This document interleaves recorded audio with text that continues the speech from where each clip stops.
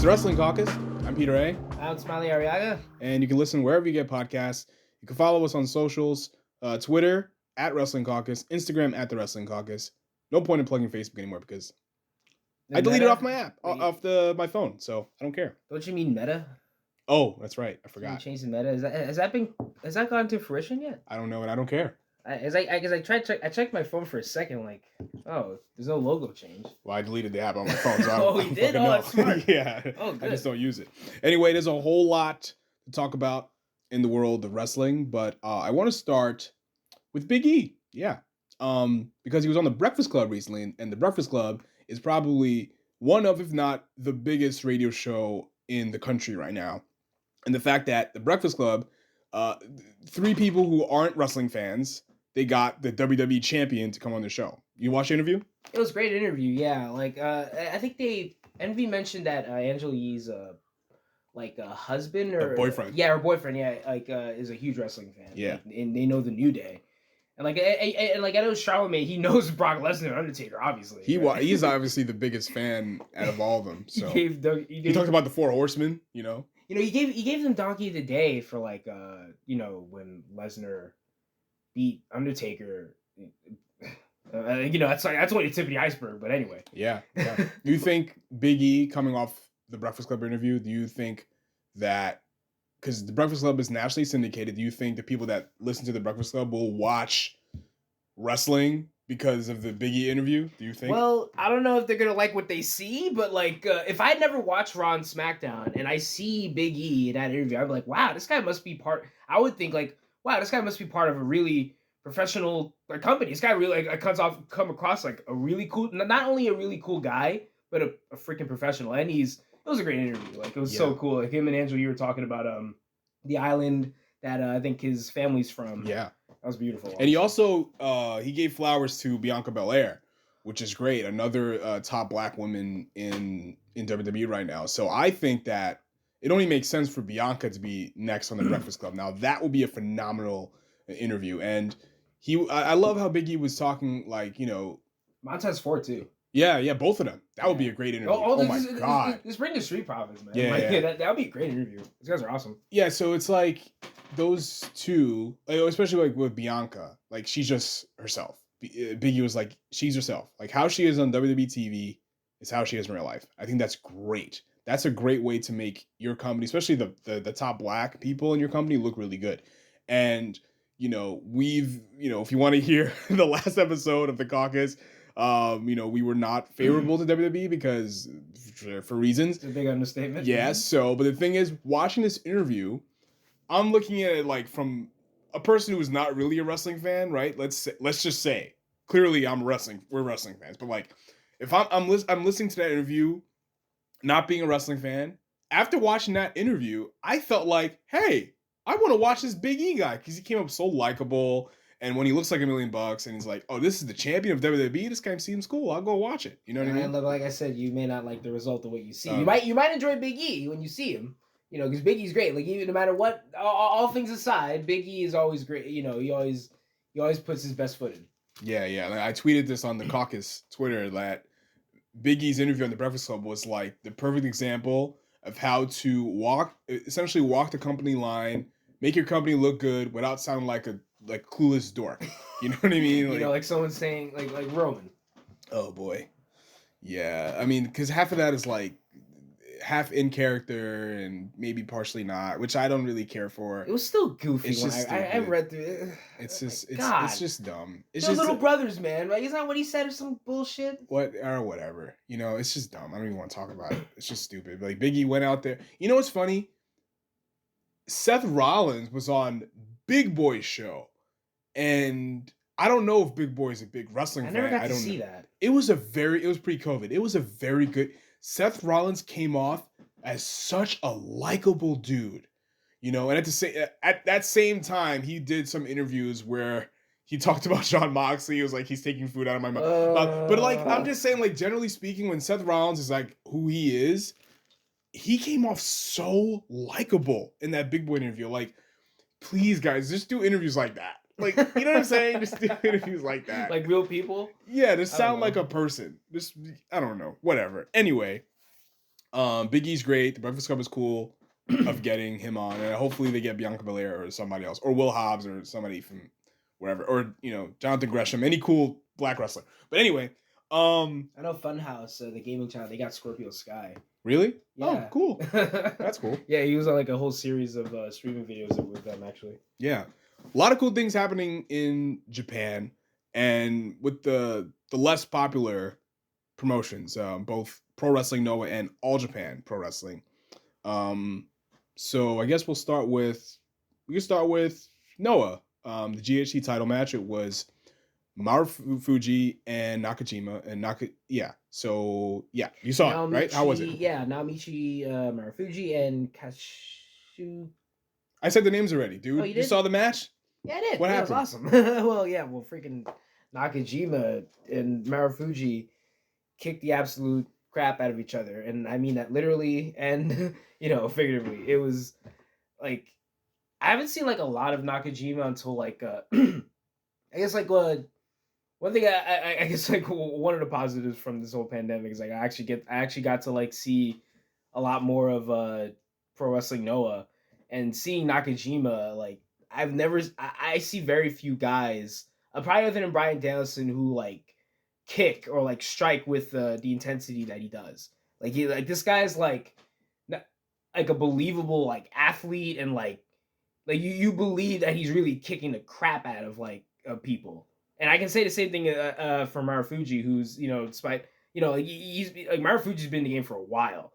Like wait, how long does he go back for like?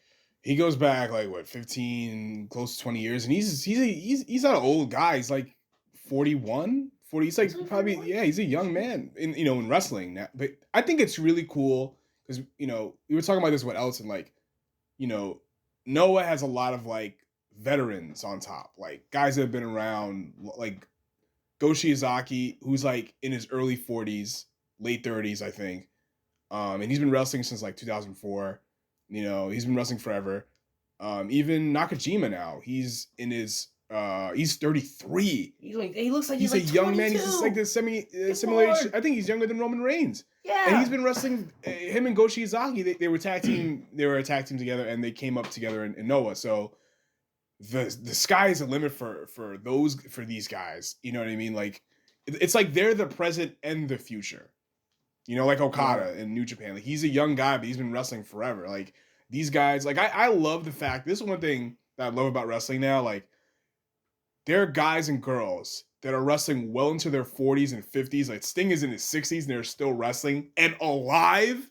Like 15, 20 years ago, Eddie Guerrero dead at 38. It's just that was the norm.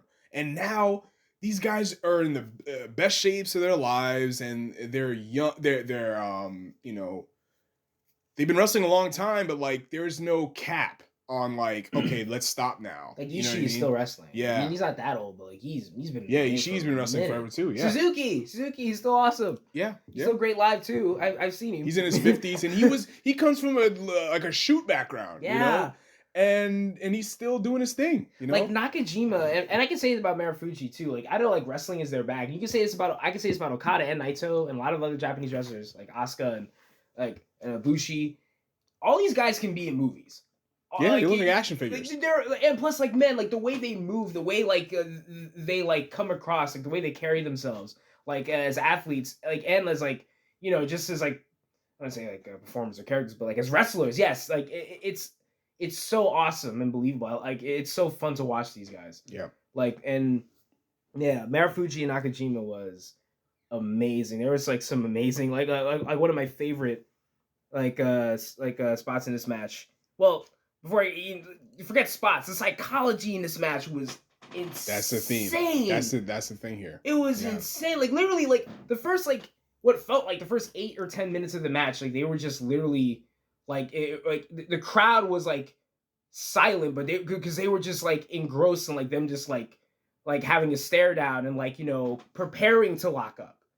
Yep. The preparation before the lockup like had the crowd like literally on the edges of their seats, and then like towards the end of the match, everyone was just like losing their shit like for everything they did, every kick they build up to, every every like brain buster on the apron, or like every pile driver. They built everything like very slowly, but also but when it kicked like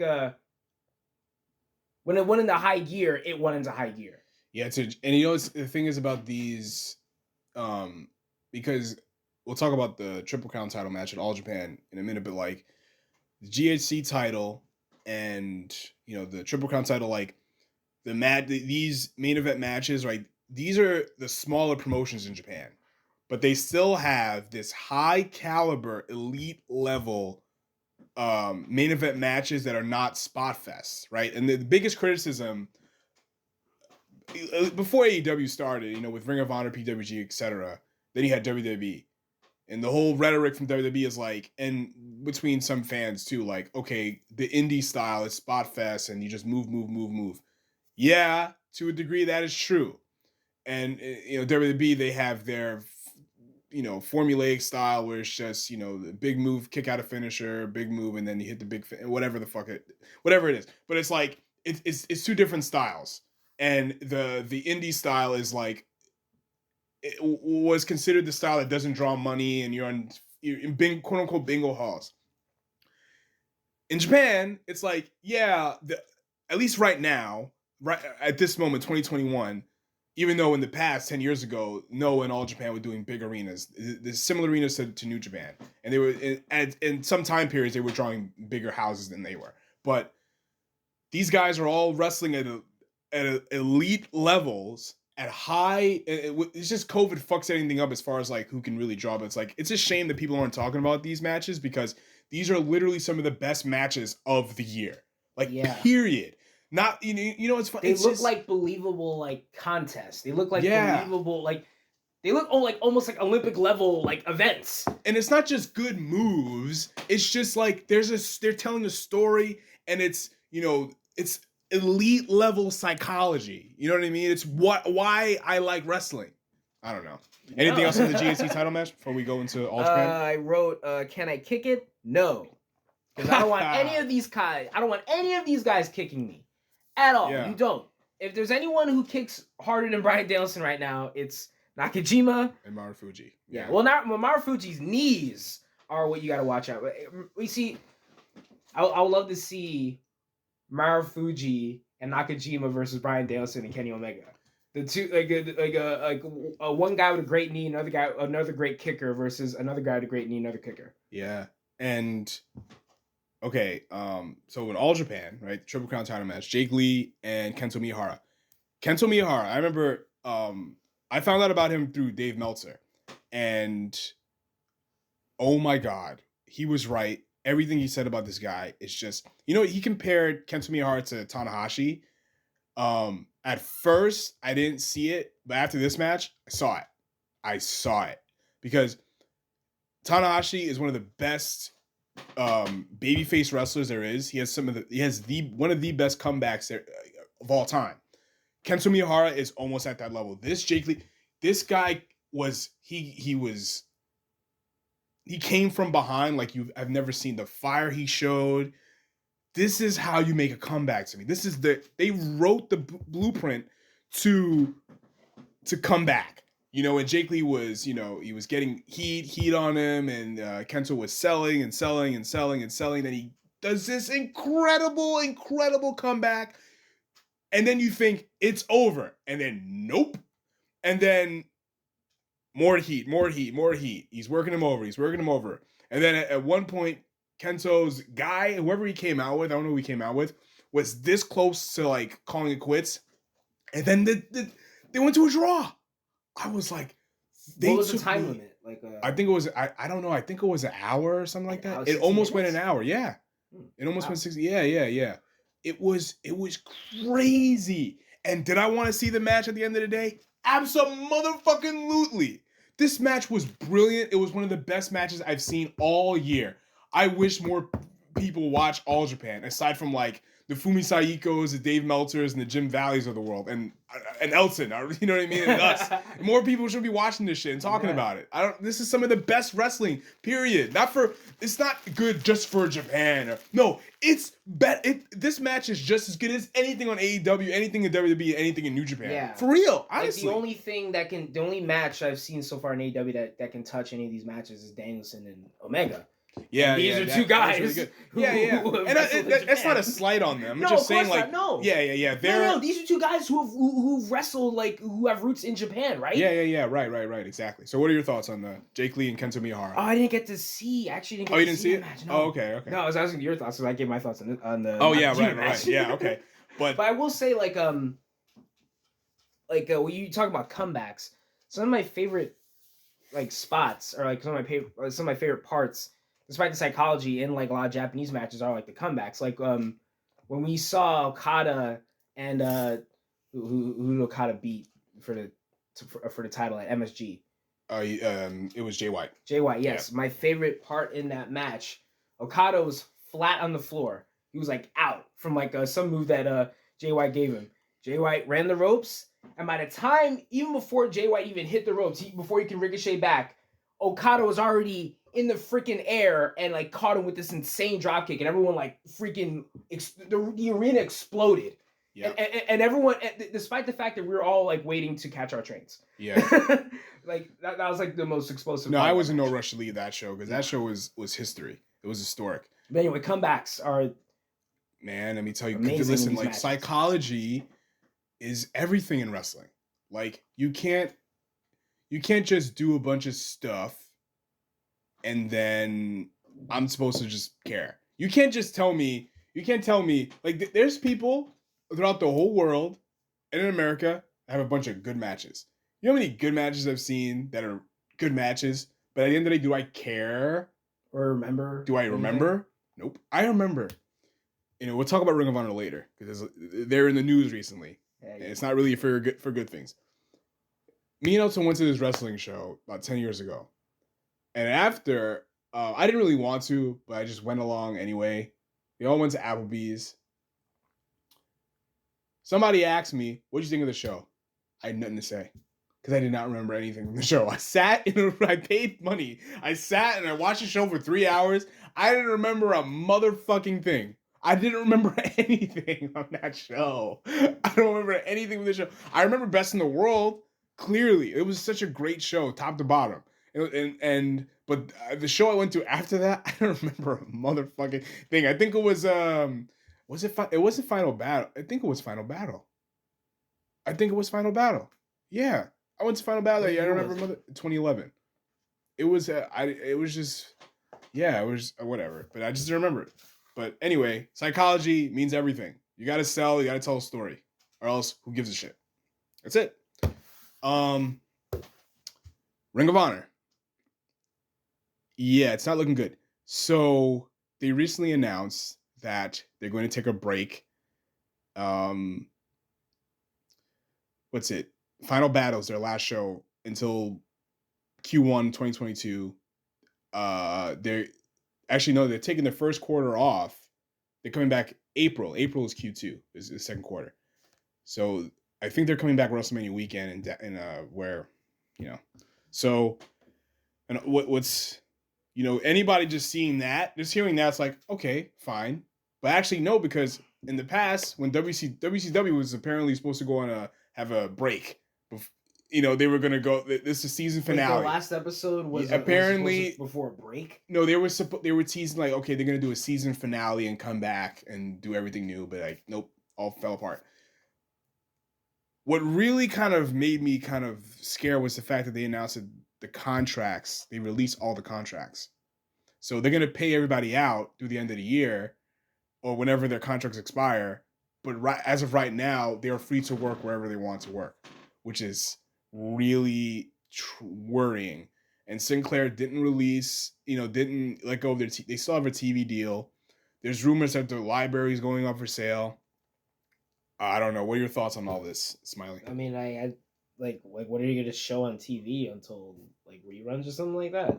Yeah, they're going to do, apparently the word is now they're doing archival footage or whatever the fuck. I mean, It's scary. I remember saying like when the pandemic started and like the companies that at least have money, a wrestling company. I think a wrestling company that can afford it could afford to take a break and like rebrand stuff. But I don't know if Ring of Honor can they afford that?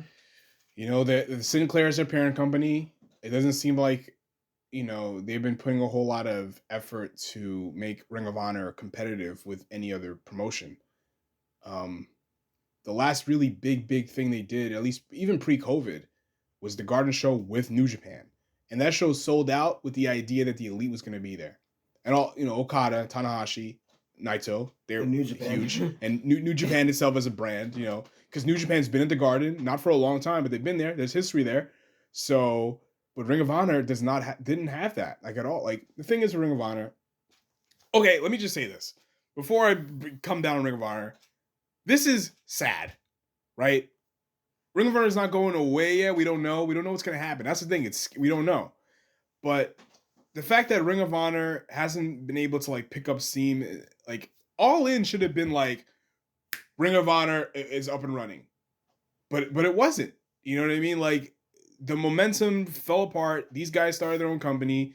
To me, Ring of Honor should have worked hard to keep the. But the thing is, I guess they probably that was the plan. They wanted to start their own thing. But I feel like if they were happy, if they were really happy with Ring of Honor, and if you know, I don't know what happened backstage. But I'm just saying, like, if I watch All In, if I'm a businessman, I'm a promoter, I see All In and the massive success that they had, I would have done everything in my power to make those motherfuckers happy. I don't know what happened. I mean, but I can't have an opinion because I don't know what happened. Like we don't know. That's yeah. what I'm saying. Yeah. I'm just saying, like, if I'm a promoter and I use Ring of Honor used some of their resources to help the Bucks and Cody book All In, to make All In happen. If I watch All In, I'm like, I'm gonna try to do what I can to make these guys happy, so we can make some more money off of this, so we can become a to be profitable. You know, when AEW did that partnership with Impact, I'm surprised they didn't do something like that with Ring of Honor. Well, here's the thing. We shouldn't be having that conversation. The point is, like, Ring of Honor has helped make the top stars in WWE, like Seth Rollins. No, I mean, it's Kevin like Owens. how people go to Ring of Honor, they go to New Japan, they work anywhere. It would be cool if, like, AEW guys go to Ring of Honor, or Ring of Honor guys go to AEW. I thought that would. I'm surprised that kind of thing didn't happen. Yeah, I don't know. Impact. Yeah, I don't know. Yeah, I don't know what the political things. I don't know what happened. I don't know what's going on over there, but it's sad. I don't know what's gonna. What do you think? Like, how do you think Ring of Honor? Hopefully, if Ring of Honor comes out of this on the other side, how do you think it's gonna look like? I don't know. I really don't know. I hope I hope they can just bounce back and be able to have a show again. Yeah. I want them to like end because that would be that would kind of suck. Like, wrestling companies going out of business, like, sucks. Yeah. Like it sucks. Like it sucked when it happened in WCW, and it sucked when it happened in ECW. Yep. Like it sucks. It sucks. Even companies I'm not a fan of. I don't want them to go out of business despite the horrible decisions that they might make. Yeah. I'll be disappointed, but I don't want them to go out of business. Yep. And I think that with Ring of Honor, if I'm being an optimist, it's going to be like how it was in like 2002, 03. It's going to be like a big indie with all the top talents from all the independents around the country. The problem is, if you're not going to have guys under contract, if you have a champion and WWE, AEW, whoever says, "Hey, I'll give you some money. You want to come sign with us?" What's to stop that person, guy or girl, to say, "Fuck it"? But the thing is, if you look at PWG, right? Like Jeff Cobb, for example, he was the champion for a long time, but he was in New Japan and he did a thing in AEW and he's everywhere. Roosh was I think Roosh was the champion for a while too, or Bandito, and they were bouncing around CMLL and whatever at the time. But the thing is, PWG doesn't have TV. Ring of Honor, can they do what PWG is? Ideally, yeah. But the thing is, they have TV in some markets. And till this day, no one knows how to really watch Ring of Honor.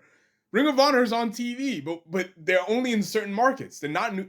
I remember 10 or 12 years ago, we go up to Syracuse and we like, oh, Ring of Honor's on today. And it was on like on a My 9 affiliate in Syracuse. And it's just like, we didn't know. Nobody knows how to watch this show.